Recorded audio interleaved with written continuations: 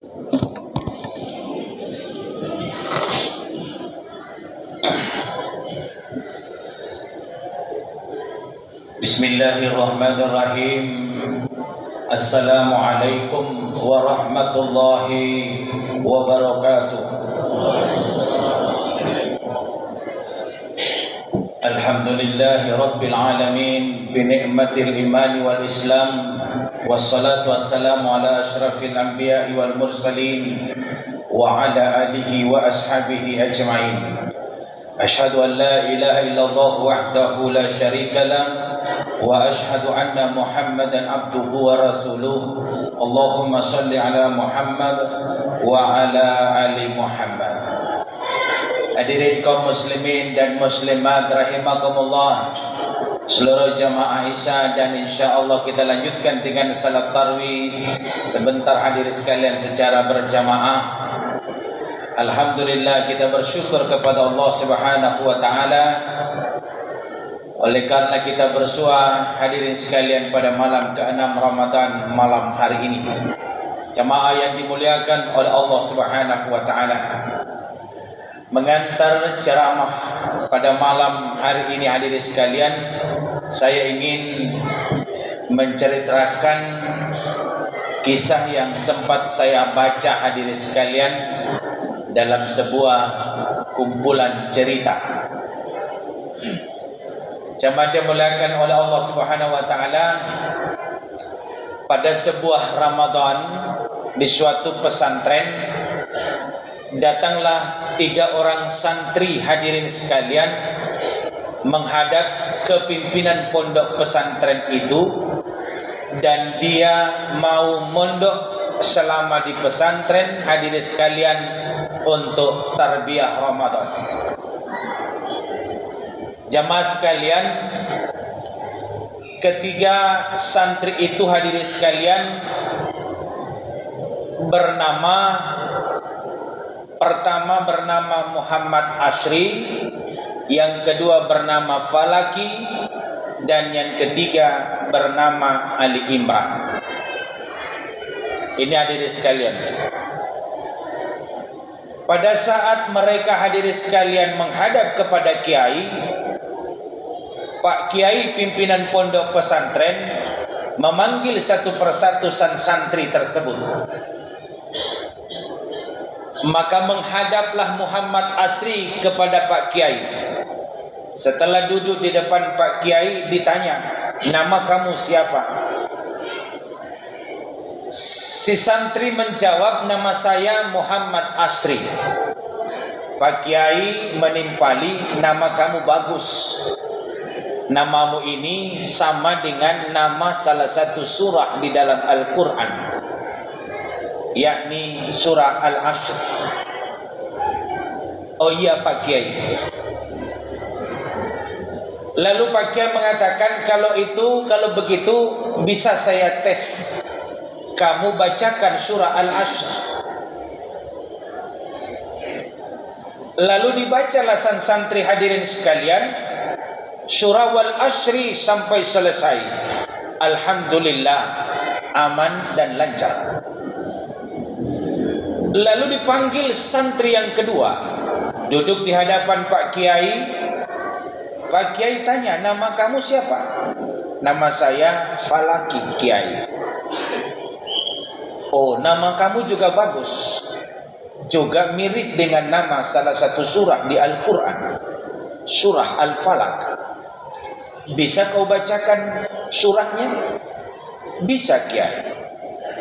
Falaki hafalkan, bacakan surah Al-Falaq dengan lancar dan fasih, aman. Mundur santri kedua. Santri ketiga gemetaran berdiri menghadap Pak Kiai. Duduk di hadapan Pak Kiai dalam keadaan gemetaran dan menundukkan kepala. Ditanya sama Pak Kiai, "Kamu namanya siapa?" Diam, tak menjawab. Mulai menetes keringat dari dahinya. Ditanya 2 kali oleh Pak Kiai, "Nama kamu siapa?" Tidak menjawab. Bingung mau jawab apa. Khawatir hadirin sekalian, saya sebut nama saya Ali Imran yang disuruh baca Quran surah Al Imran. Panjangnya hadirin sekalian 200 ayat lebih. Hadirin sekalian, ditanya ketiga kalinya, nama kamu siapa? Si santri hadirin sekalian masih bingung. Tiba-tiba punya ide, lalu menyahut, Pak Kiai, nama saya sebenarnya Ali Imran, tapi saya sering dipanggil sama teman-teman dengan si Kulhu.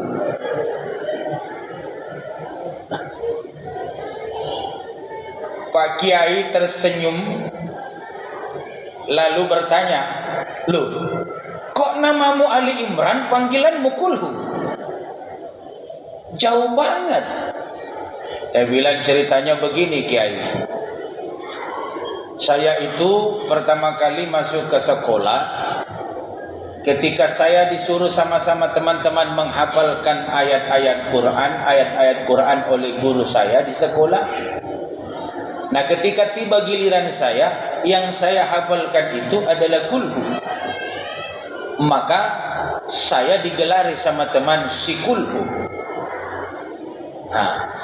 Dengan tersenyum paham dan ngerti Pak Kiai hadirin sekalian, berkata, "Oke, baiklah. Karena panggilanmu si Kulhu, walaupun namamu Ali Imran, yang mana yang bisa kau hafalkan? Ali Imran atau Kulhu?" Ya, kebiasaan saya Kiai Kulhu sajalah. Hadirin sekalian, Pak Kiainya mengatakan, "Okelah, baiklah kalau begitu, hafalkan Kulhuan." Dihafallah Kul hadirin sekalian dengan fasih dan lancar. Cuman dimuliakan oleh Allah Subhanahu wa taala. Lalu sang Kiai mengatakan, "Alhamdulillah, kalian semua saya terima tarhib tarbiyah Ramadan di pesantren ini." Mundur ketiga santri dengan lega, terutama si Ali Imran hadirin sekalian. Ternyata alasannya, apologinya diterima oleh Pak Kiai.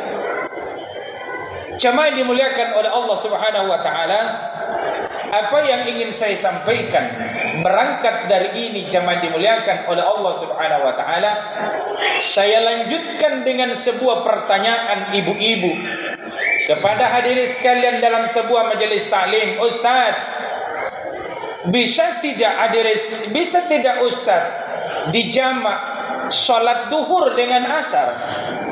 "Bisa, Bu, bisa." "Siapa bilang tidak bisa?" "Oh, alhamdulillah, Ustaz." "Bagaimana Ustaz kalau salat salat duhur, asar dan maghrib?" Ini kan membingungkan. Kira-kira jawabannya apa, Pak?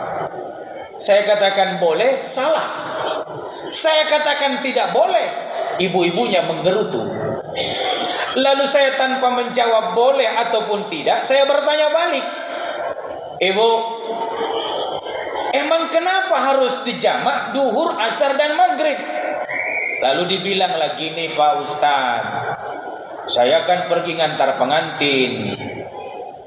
Ini sudah berdandan dengan rapi, bedaknya tebal, alisnya dan sebagainya. Lalu tiba di tempat pengantaran pengantin, itu menjelang asar Pak Ustadz.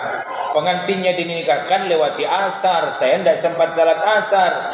Ya berharap sampai di rumah baru maghrib, masih sempat dapat asar. Ternyata Pak Ustadz meletus ban mobil di jalanan. Jadi ya sudah maghrib baru tiba di rumah. Boleh tidak saya menjamak asar, duhur, asar, maghrib?" Ini hadirin sekalian, ustaznya bingung, gak nemukan dalil untuk menggabung 3 waktu salat. Lalu hadirin sekalian, dengan akalannya juga ustaznya menjawab, Bu, Allah Maha Rahman Maha Rahim, Allah Maha Maklum atas segala-galanya. Oleh karenanya yang penting sholat. Ini hadirin sekalian, cuma dimuliakan oleh Allah Subhanahu wa taala. Bapak Ibu, ini bukan hukum, ini akal-akalan.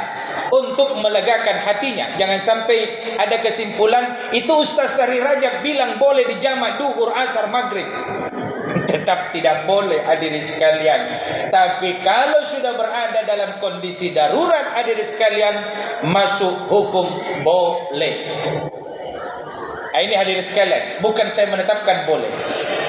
Apa yang ingin saya sampaikan pada kesempatan saat ini jemaah dimuliakan oleh Allah Subhanahu wa taala, datangnya bulan suci Ramadan ini hadirin sekalian mempertegas firman Allah Quran surah Al-Maidah ayat 3. Al-yawma akmaltu lakum dinakum wa atmamtu alaikum ni'mati wa raditu billahi lakumul Islam madina. Pada hari ini aku telah cukupkan agama ini untukmu dan aku sempurnakan menjadi nikmatku untukmu, dan aku ridhoi, aku menyenanginya Islam ini untukmu.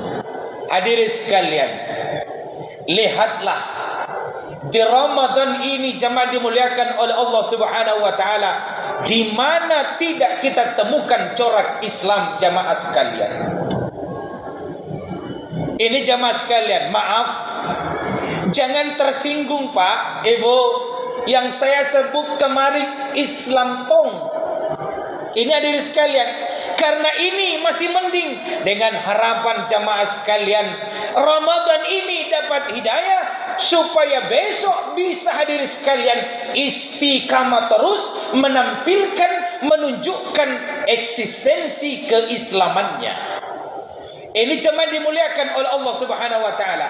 Lalu apa kaitannya hadirin sekalian dengan analogi kisah tadi hadirin sekalian?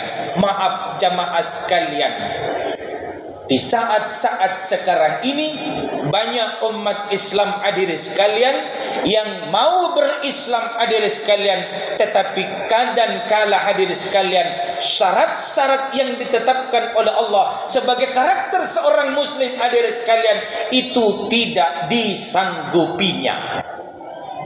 Makanya jamaah sekalian, ingatkan, Rasulullah pernah memberikan kabarnya kepada kita, akan datang suatu masa di mana kalian semua bagaikan hidangan di atas meja. Lalu datanglah binatang-binatang memangsa makanan itu.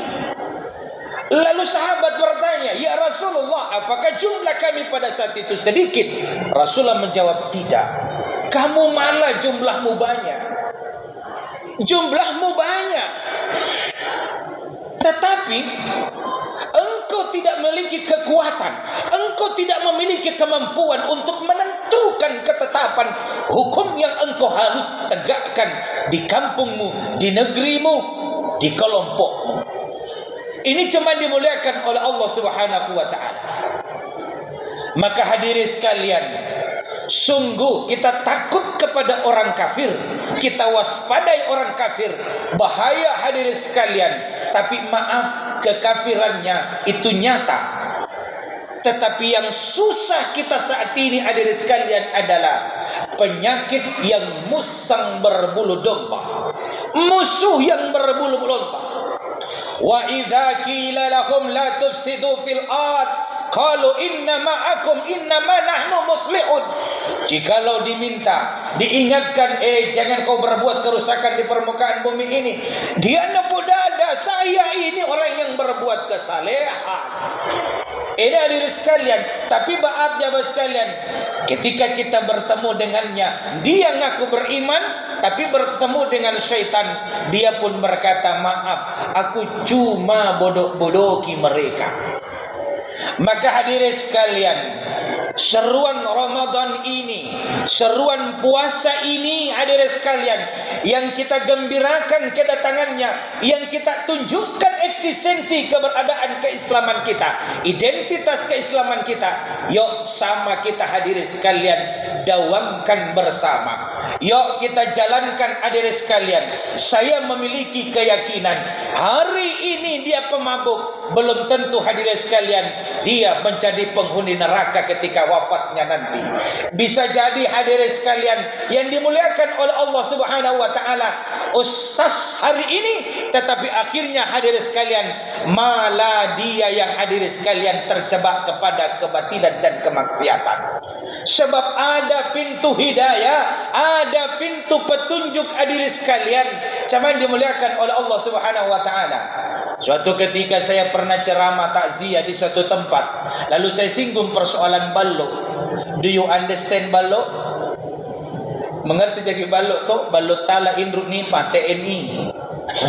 Ini hadirin sekalian, balok asibak ke asipunu. Ini hadirin sekalian, kalau di sini saya lihat mereknya cap bintang. Juga mungkin ada topi miring. Bahkan ada toko yang saya lewati tadi waktu jalan-jalan, hadirin sekalian, memang menjual hadirin sekalian.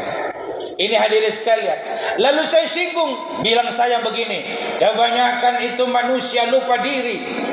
Sudah tua bangkotan, rambutnya sudah berwarna putih, seolah-olah kakinya sebelah di kuburan, sebelah di atas bumi, tetapi dia masih tetap jadi anggota tetapnya Kansas. Apa itu Kansas, Pak? Karuen dan Nisa Rina. Orang Makassar mengerti, orang Bugis. Karuen itu sore, setiap sore mabuk hadirin sekalian. Nisa Ring itu teler. Lalu keluarlah dari bawah apalagi namanya kan rumah atas hadirin sekalian. Apa yo bahasa Indonesia? Apa bahasa Indonesia itu? Ya di bawah rumah, kolon rumah. Keluarlah dari kolon rumah itu, betul orang tua yang putih rambutnya sambil teler. Ya, saya itu nak kena iya. Saya itu nak sindir ustaz.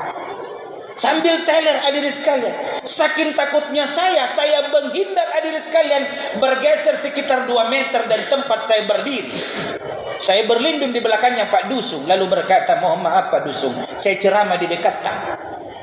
Lalu saya hadirin sekalian, karena takut, saya ubah bahasa saya, lalu saya bilang, semua peminum balloka akan masuk surga. Lalu dia langsung berkata, ya cocokin ya Ustaz. Betul itu Ustaz. Bagus ini Ustaz. Temangku ini Ustaz, temangku. Dia ambil duduk, ambil kursi pas di depanku. Setiap saya berkata, pasti dia bilang betul. Hanya dengan satu kata, setiap peminum balok pasti akan masuk surga. Lalu saya tambahkan, kalau tobat jina mati. Ini diri sekalian. Lalu dia berkata, betul itu Ustaz, lanjutkan. Saya ini mau tunjat tobat. Alhamdulillah hadirin sekalian, sebulan kemudian saya diundang ceramah takziah di tempat itu. Alhamdulillah sudah tidak teler lagi, duduk dengan tenang di depanku mendengarkan tausiah. Inilah hadirin sekalian harapan kita kepada saudara-saudara kita yang hadirin sekalian, ketika Ramadan menunjukkan keimanannya, Ramadan menunjukkan keislamannya, tapi keluar Ramadan kembali tinggalkan keislamannya, maka kita berharap hadirin sekalian, Ramadan ini memotivasi, mendorong kita hadirin sekalian untuk bagaimana kita istiqamah. Cuman dimuliakan oleh Allah Subhanahu wa taala, minimal hadirin sekalian, yuk hidupkan masjid kita. Mari hadirin sekalian, rekatkan persaudaraan di antara kita. Rajinkan salat berjamaah. Ngaji hadirin sekalian jalani dan lakoni. Ini hadirin sekalian adalah karakter-karakter keislaman. Yang pedagang jujurlah, yang pejabat amanahlah. Disitulah letaknya hadirin sekalian, kita tunjukkan keislaman kita yang sesungguhnya. Yang mubalik jujurlah berkata yang terbaik. Yang imam bacakanlah dengan terbaik. Karena itulah karakter keislaman kita. Dan sebagai penutup hadirin sekalian, wa man ahsanu qawlan mimman da'a ila Allah wa amila salihan wa qalu innani minal muslimin. Adakah perkataan, adakah seruan yang terbaik kecuali seruan da'a ila Allah, mengajak orang kepada Allah, wa amila salihan, dan mengajak orang berbuat amal kebajikan, wa qalu innani minal muslimin, dan mengikrarkan diri saya adalah orang yang pasrah, diatur, tunduk tunduk dan patuh kepada syariat Allah Subhanahu wa taala. Terima kasih atas segala perhatiannya. Mohon maaf atas segala kekurangannya. Sampai jumpa sebentar subuh dan besok malam. Wabillahi taufiq wal hidayah. Assalamualaikum warahmatullahi wabarakatuh.